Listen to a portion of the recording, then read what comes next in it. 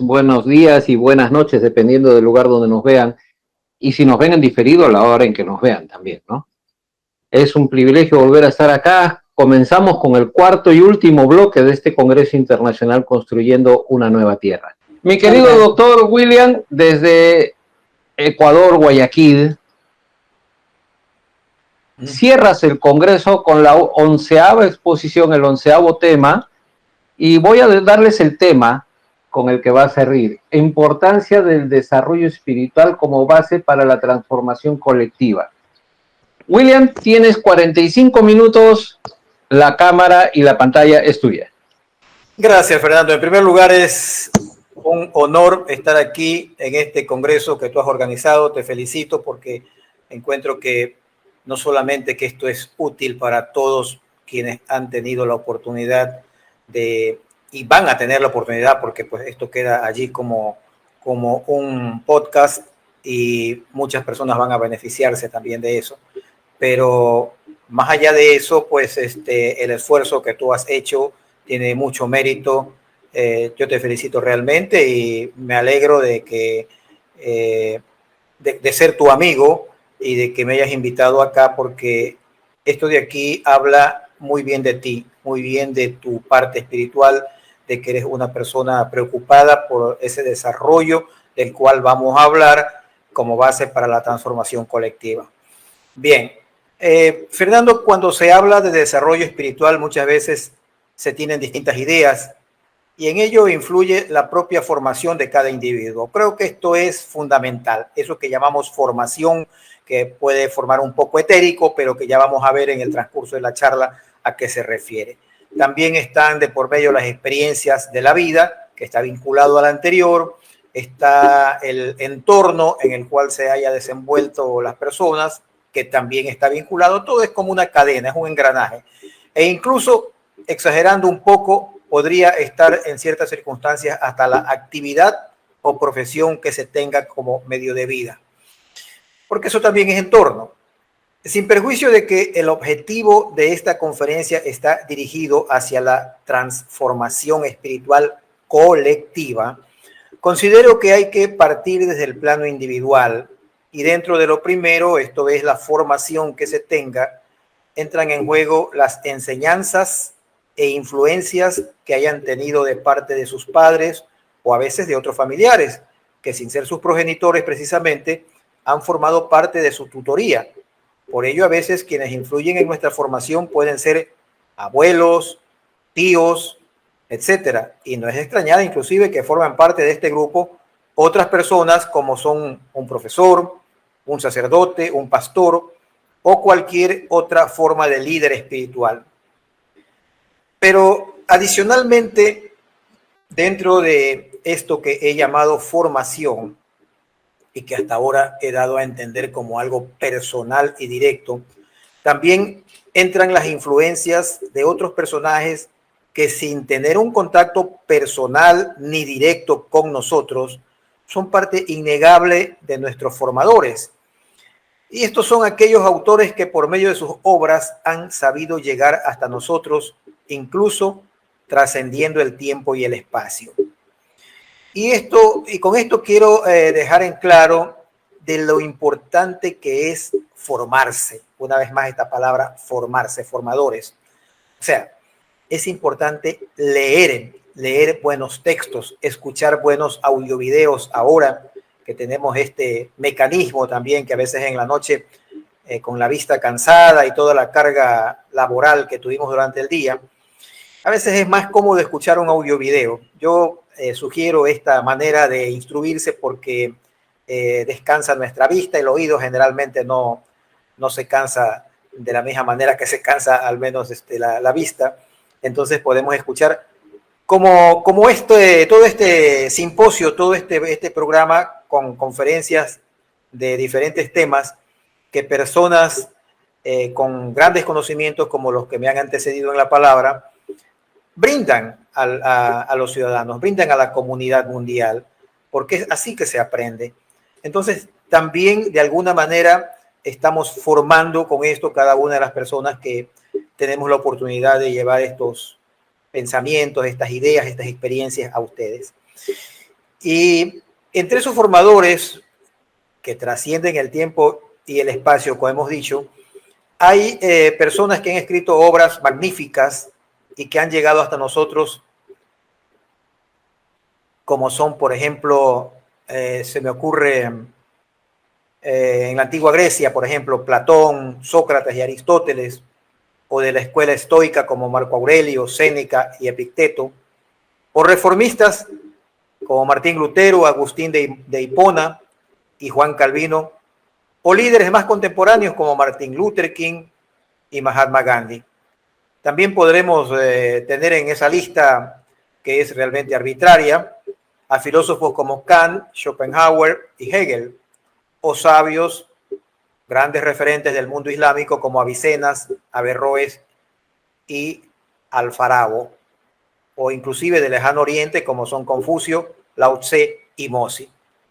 Es decir, tenemos una gama de individuos muy amplia, ¿no? Porque los que he mencionado son solamente unos cuantos de los más conocidos, pero en realidad son muchos. Todo depende de a qué textos recurramos, es decir, a quién leamos, quién nos inspira, quién nos enseña, quién nos va guiando en este camino que tenemos aquí en la tierra, que tiene fecha de expiración, pero no la sabemos. E inclusive yo me atrevería a poner en esta lista también a individuos que son idolatrados como Siddhartha Gautama y Nagarjuna, en el tema de ya más tirado hacia lo espiritual, hacia lo religioso, que están pues en la región de la India. Todos estos personajes y muchos otros menos conocidos han influido, de hecho, y continúan influyendo en la formación espiritual de millones y millones de personas sobre la faz de la tierra. Pero aquí viene algo interesante.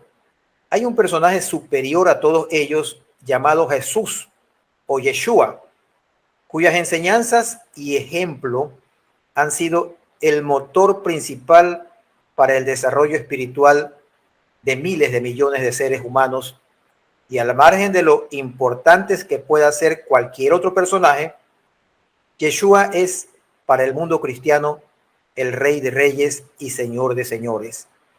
Y sus enseñanzas no son simplemente normas de convivencia o consejos para ser mejores seres humanos y entendernos mejor con nuestros demás congéneres, sino que el Evangelio, que significa buenas nuevas, el cual es el nombre de su doctrina, o al menos ese nombre se le ha dado, es la llave que abre las puertas del cielo, pues eso es lo que él mismo declara cuando dice: yo soy el camino, la verdad y la vida.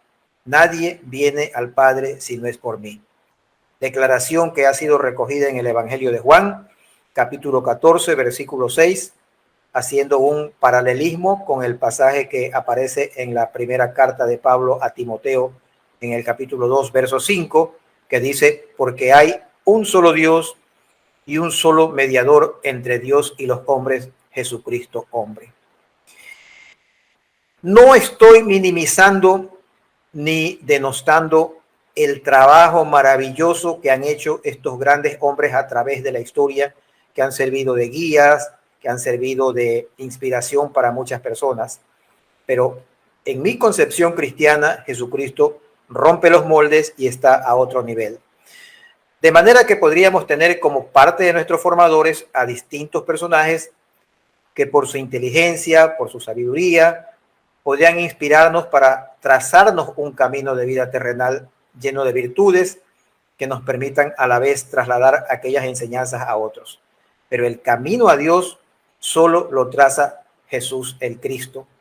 Y al margen de que algunos de los oyentes profesen una creencia religiosa distinta al cristianismo, lo cual debe ser respetado, por cierto, no podemos desconocer el grado preponderante de influencia que el cristianismo ha tenido y tiene, al punto de que la historia se ha dividido en una época antes de su nacimiento y en otra época después de su nacimiento. Por lo cual hoy, este año que vivimos, se denomina 2025, y los hechos que ocurrirán en el presente año y que ya han ocurrido en los 3 meses precedentes quedarán registrados en los anales de la historia como sucedidos en el año 2025 después de Cristo.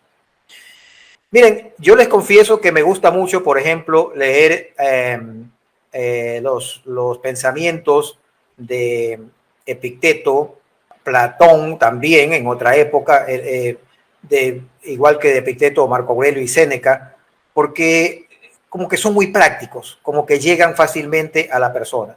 A veces hay gente que dice, no leo la Biblia porque no la entiendo. Y bueno, yo creo que allí hay una llave, una fórmula que nosotros podemos tranquilamente aplicar, y es el hecho de pedir en oración a Dios que nos dé guía. Porque seguramente los antecedentes de estudios que tengamos o el nivel intelectual mismo, la parte cognitiva de nuestro cerebro, no es igual a la de todos, ¿no? Las experiencias que hemos tenido, todo esto entra en juego. Pero si pedimos oración a Dios, entonces la cosa cambia, porque allí es donde ya no es nuestro intelecto, ya no es nuestra visión, nuestra orientación, sino la de Dios, la del Espíritu Santo. Entonces, como dije, Jesucristo está por encima de todo otro personaje muy respetable en la historia que pueda haber influido en nuestra formación espiritual.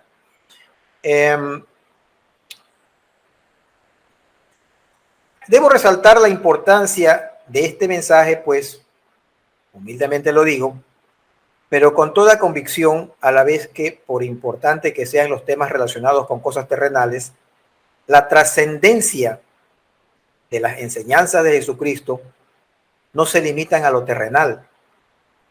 Pues, cuando hablamos de desarrollo espiritual, entramos en un terreno superior, porque es reconocido que todos somos, en esencia, espíritus encarnados.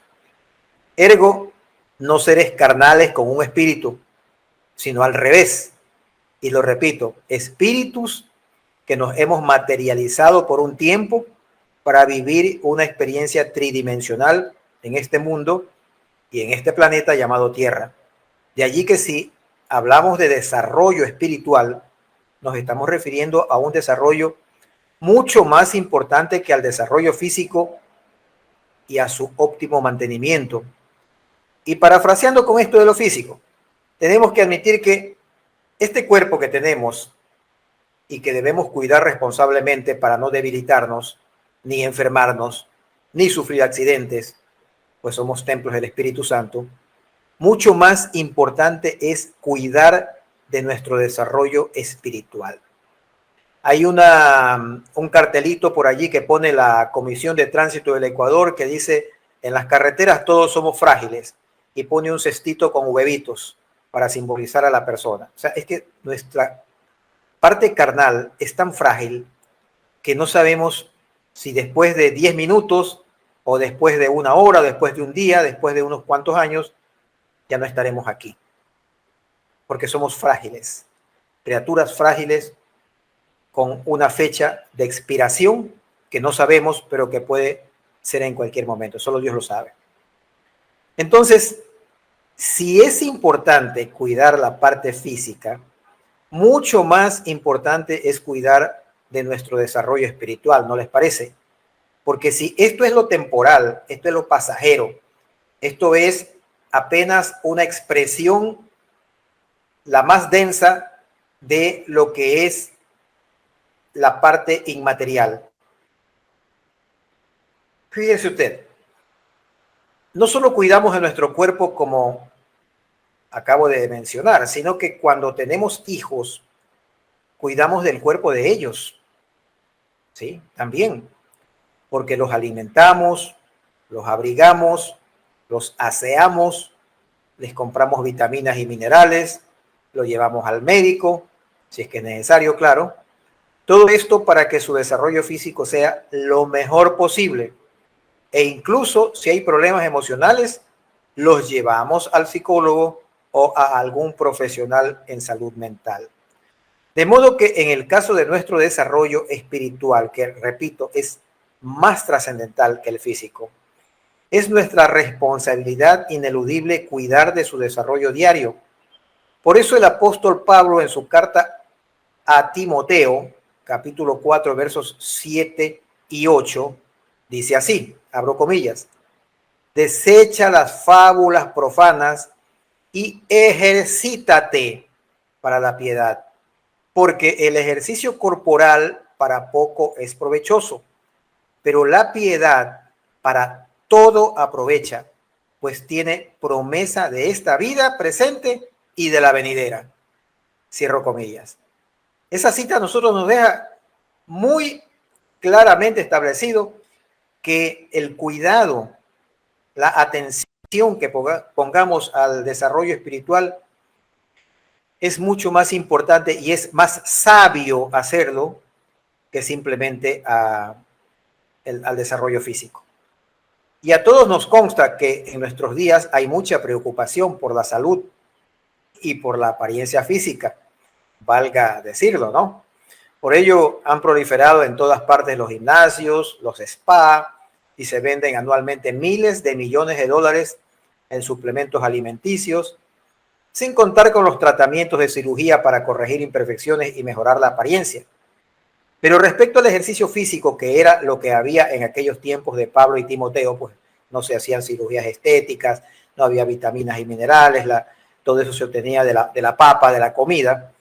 El célebre apóstol de Cristo dice que de poco aprovecha.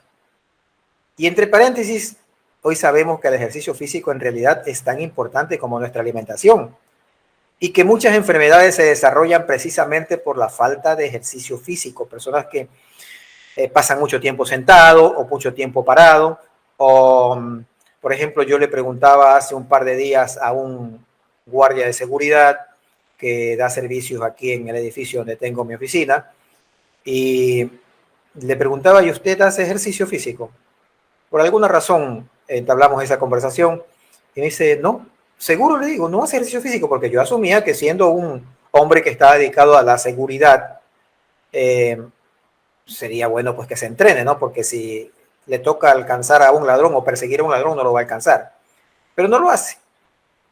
Pero dejando ese tema, que es nada más que aclaratorio para saber de qué estamos hablando y cuán importante es el ejercicio físico, reconocido por todos los médicos hoy en día, reconocido por homeópatas, alópatos, por médicos integrativos, por todo el mundo en realidad. Sin embargo, Pablo lo minimiza frente al ejercicio de la piedad, lo cual produce frutos superiores. ¿Pero qué es la piedad? La piedad es la práctica de actos nacidos de un corazón lleno de amor al prójimo, de modo que vamos aclarando las cosas. El desarrollo espiritual no se logra en solitario, sin que haya una interacción con nuestros demás congéneres.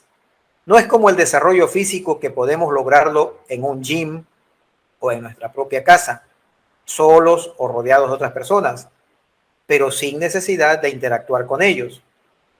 El ejercicio espiritual, si bien tiene que nacer de una genuina comunión con Dios, se expresa en nuestra relación con nuestro prójimo, poniendo en práctica lo que Jesús nos enseñó con la frase, amarás a tu prójimo como a ti mismo, lo cual, por su importancia medular, fíjense ustedes, ha sido recogido por 3 de los 4 evangelistas, como son Mateo, Marcos y Lucas, refiriéndose al momento en que los fariseos le preguntaron a Jesús cuál era el mandamiento más importante.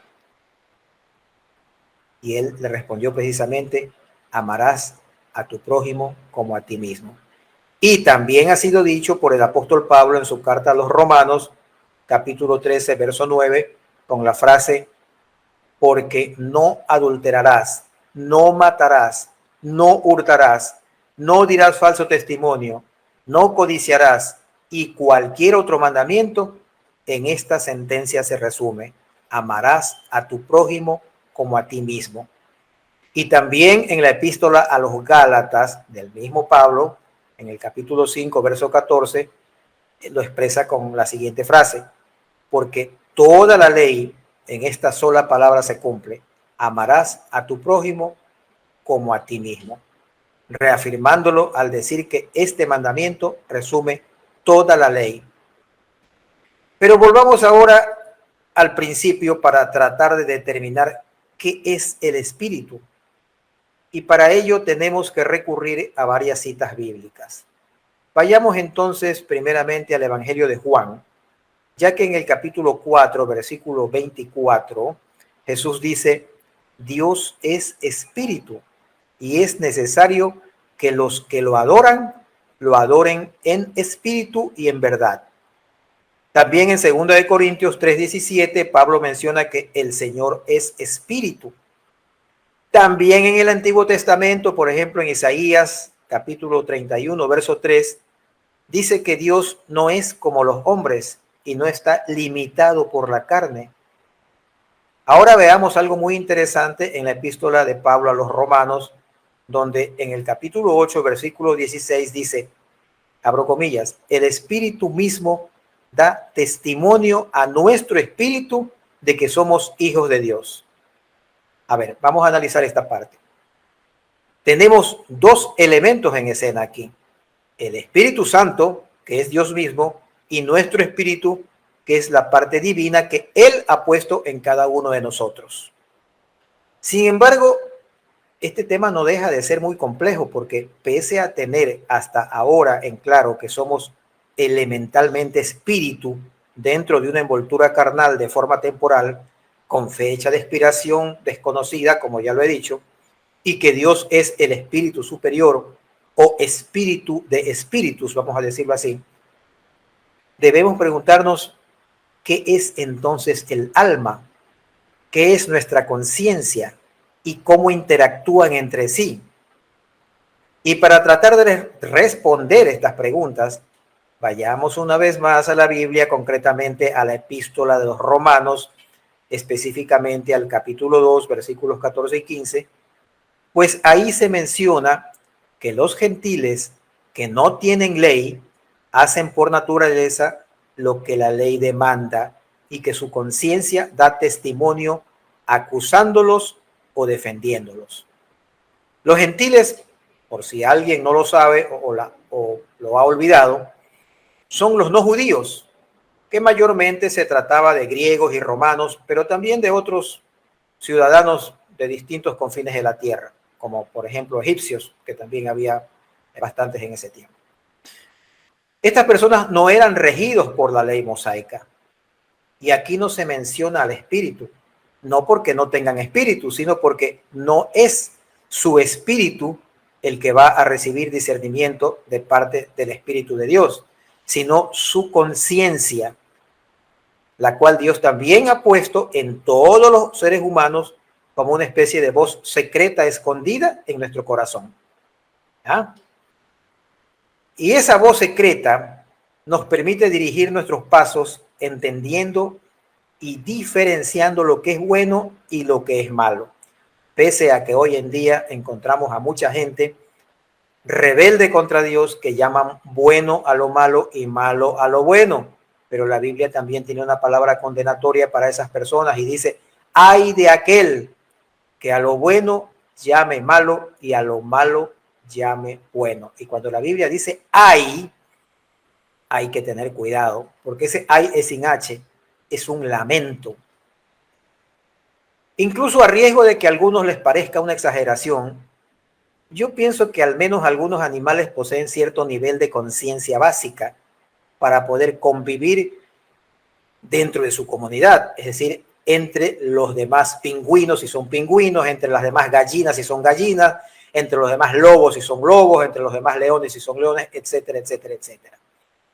Siempre recuerdo un video de un pingüino que le robaba las piedras para hacer el nido a otro pingüino. Y cuando el otro empezó a observarlo con sospecha, se hizo el tonto y miraba para otro lado. Luego, cuando se descuidaba la víctima, corría a robarse otra piedra. Esto nos muestra que en los animales sí hay una conciencia básica, no como la humana, pero después de todo, Dios siempre hace las cosas correctas y perfectas y ha puesto un nivel básico de conciencia en los animales también para que así pueda contribuir a la organización de toda la especie. Pero ahora tratemos de entender qué es el alma, porque esta sí se confunde frecuentemente con el espíritu. Y aunque aquí puedan presentarse controversias, esto no debería impedirnos, y de hecho no me va a impedir, a que intentemos aproximarnos a su definición y diferenciación con el espíritu.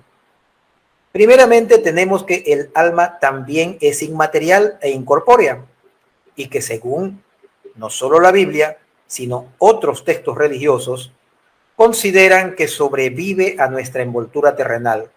Por ello algunos, cuando una persona muere, dicen desencarnó, ¿verdad? Y no están equivocados, porque literalmente cuando uno muere, escapa de la carne, se libera de ella y abandona aquel cuerpo que lo ha acompañado por muchos años, identificándonos con él al punto que los ateos se pierden creyendo que no son más que eso, un saco de carne y hueso desechable. Pero a lo largo de la historia, varios pensadores, filósofos y líderes espirituales han tenido distintas teorías sobre el alma y el espíritu, incluso considerando las equivalentes. Platón, Aristóteles, René Descartes, entre otros, han opinado sobre este tema manteniendo ciertas similitudes, pero a la vez diferencias de fondo. Asimismo, culturas orientales como el hinduismo, el budismo y el taoísmo tienen su particular visión del tema.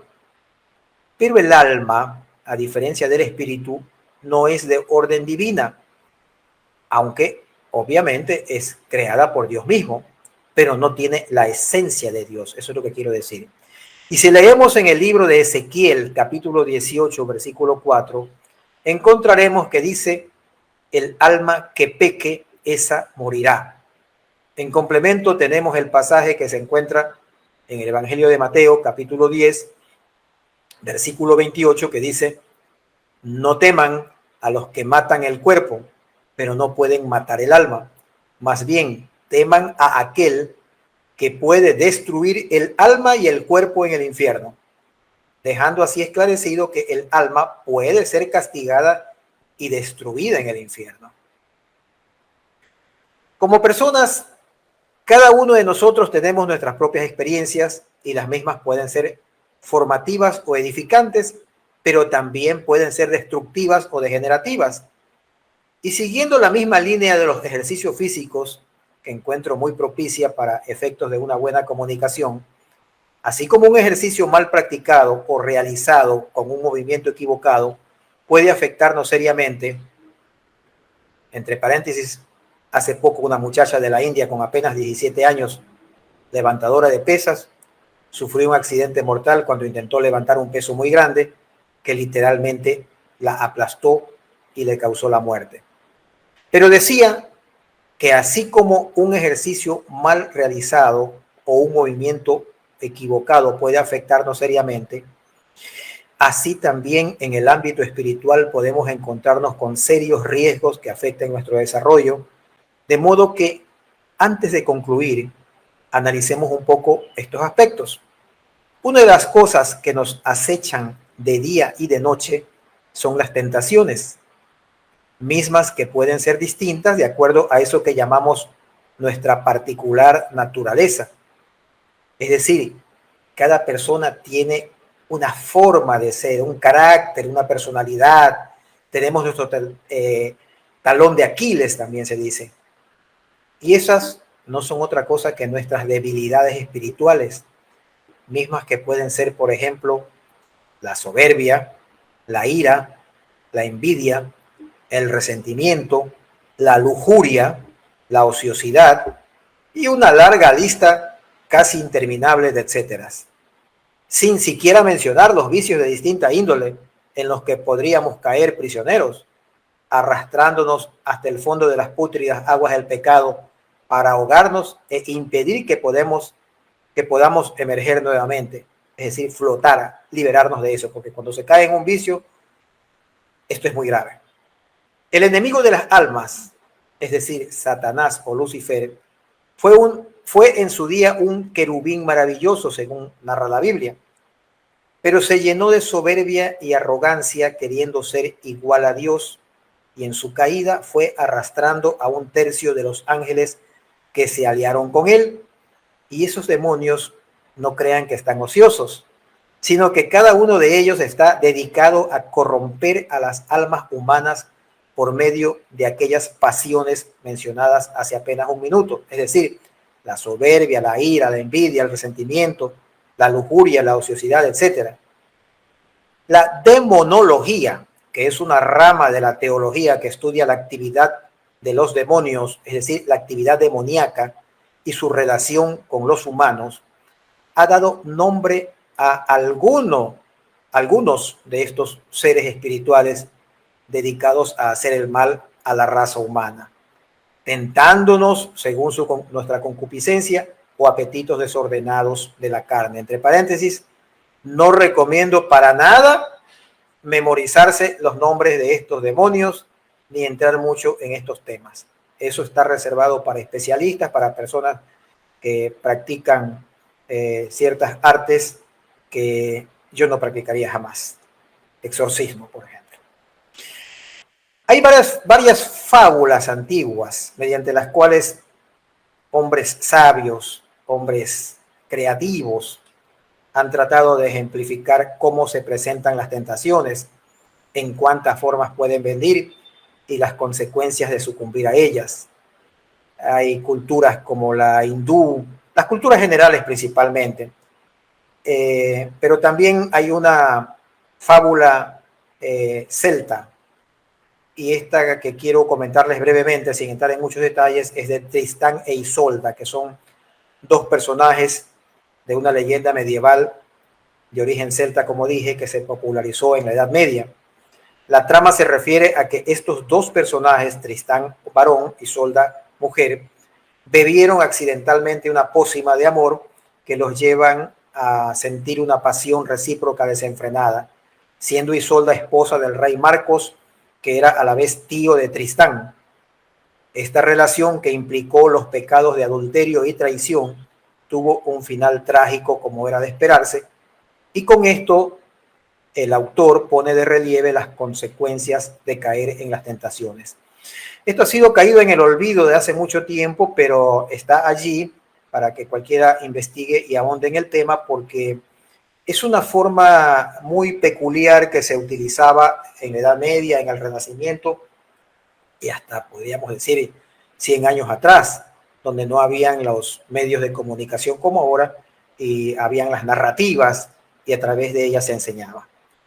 Volviendo una vez más al principio de esta presentación, a mi criterio, que puede no ser el de algunos, el entorno que elijamos puede ser otro factor neurálgico en nuestro desarrollo espiritual y a la vez ser la conexión con la transformación colectiva, donde podemos influir y ser influenciados a la vez.